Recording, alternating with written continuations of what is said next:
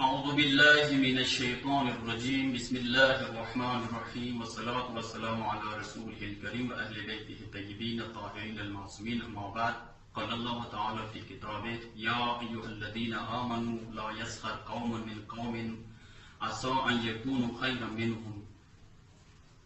زه موضوع شریکوالي نه مخکې د پسباني ولایت شکرګزار یم چې موږ ته دعوت وکړو. بنده حقیر موضوع کوم دی؟ کسان چې هغه مسخره کوي، مسخره کنندگان و د هغوی انجام څه دی؟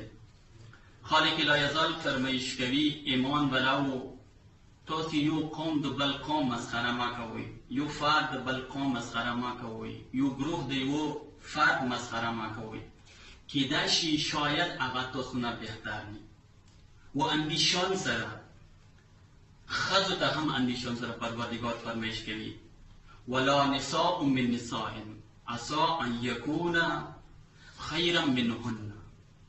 خزیات بلو خزو دیو گروه خزو چه کوي مسخره ما کوي، شاید هغه تاسو نه بهتر وي و اندیشان سره فرمایش کوي ولا ترمزوا انفسكم ولا تنابزوا بالالقاب بئس الاسم الفسوق بعد الایمان. ایمان نورسته ته تاسو ایماندار شوي وي چوک بعد لقب سره معطل کوي. ایوې داسې نمې سره چې هغه څه د انسان کومه حیثیت یې کمیږي، کومه رتبه د هغه لاندې رسي، انسان خلکو منځه نیچ کیږي، انسان خلکو منځه بېعزته کیږي، حیثیت یې خرابېږي. داسې نمې سره چاته دعوت مه کوئ، نه مه خلوئ. و کچیری پروردگار متعالی تاسو ایمان ورسته توبه نه وکړه نو تاسې به ظالمینو نه شمار شوئ. یعنې خالق لایزال ما و تا ته یوه نمونه ښیي چې څوک ځانه لاندې مه بوله و چا ته دا سوچ مه کوه چې دغه نه زه بهتر یم، وایي چا په متعلق دا سوچ مه کوه چې دا ایمان نظیر کې ډېر کم دی، دا کیدای شي د خدای نظیر کې کم دی.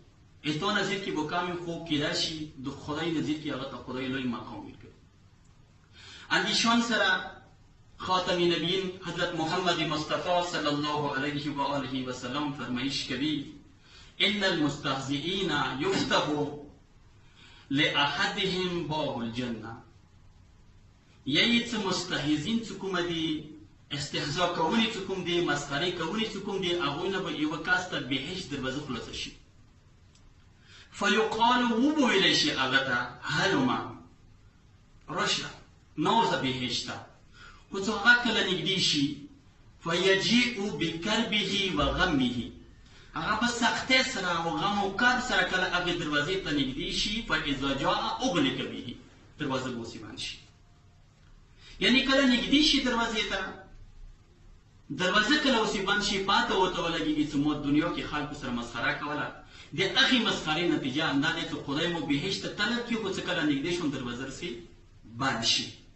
ثم یفتح له باب آخر، بیا بله دروازه ورته خلاصه شي و اندیشان سره چې کله هغې دروازې ته نږدې شي فاغلق به، هغه دروازه بیا چې شي ونې بند شي.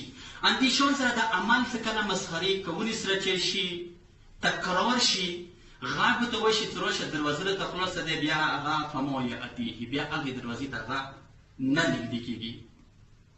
یعنې مسخرې کولي انجام هم همدغه دی.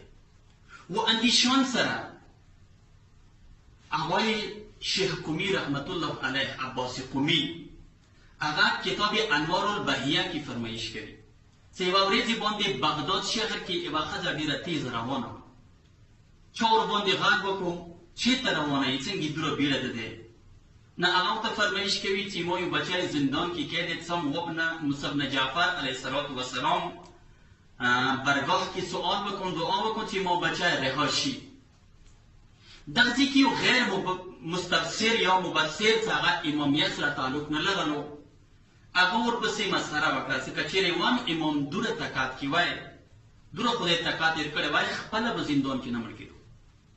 یعنې چې دغې مؤمنې کله دغه جمله واورېده د خدای برګاه کې دعا وکړه پروردګاره تا ته قسم ده هغه ذات وي چې هغه دین اسلام دپاره خپله زندګي جیل کې و خپله سلیبې جیل کې قربان کړه، ما بچی رها کړي. یا دغه دعا ختم کوله چې مؤمن سترګې غړوي د هغې بچی راغلو مخکې مور سره میلاو شو و اندیشمان سره کله دا مور سره میلاو شو یو بل کس راغلو کس سره مسخره یې کوله دغې مؤمنې پسې ورته وویله چې تا کس تا بچی ظالم جیل ته واچولو. یعنی پروردگار متعال تا فرمایش کوي چې که چیرې چا سې د مسخره وکړه هغې مسخرې انجام اخري تا باندې وځي. موضوع اندوره پورې کافي دوستانو ډېره شکریه درکوم چې هغوی د موږ د دوره قیمتي ټیم راکړو. والسلام علیکم ورحمة الله وبرکاته.